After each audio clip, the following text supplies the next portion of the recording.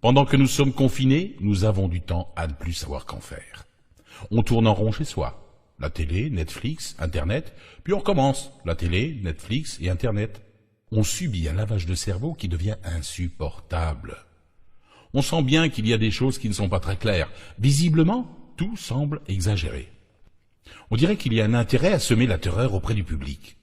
On aimerait bien connaître l'âge et l'état de santé avant l'infection des personnes décédées. On aimerait bien savoir combien de guérisons il y a eu.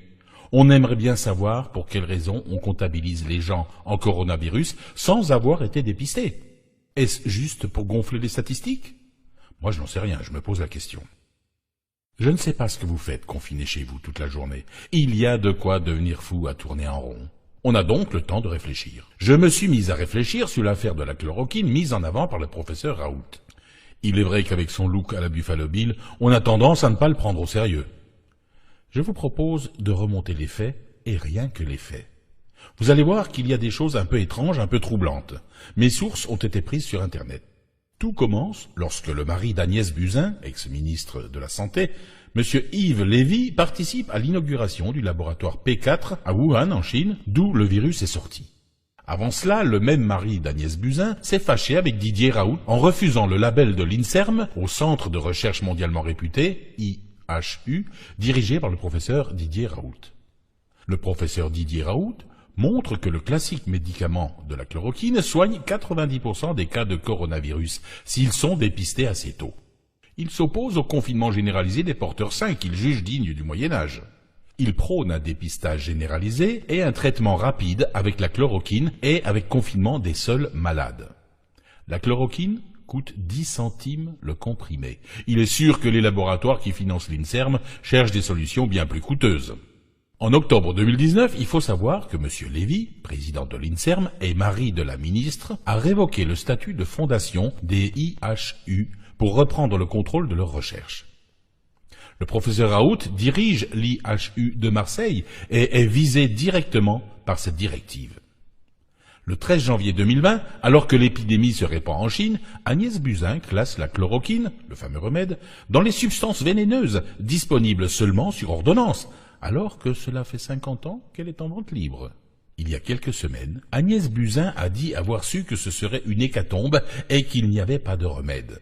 Le gouvernement Macron fait un confinement généralisé de la population. Il ne parle pas de chloroquine. Il affirme que les policiers ne doivent pas porter de masque.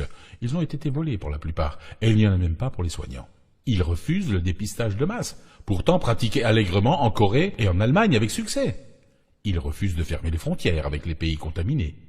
Le journal Le Monde et l'Agence d'État de Santé qualifient les recherches du professeur Raoult de fake news avant de se rétracter.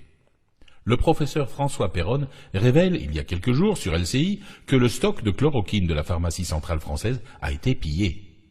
D'ailleurs, dans Le Monde, la semaine dernière, grâce à un tweet d'Elon Musk, en 48 heures, Donald Trump met à disposition de tous les Américains la chloroquine.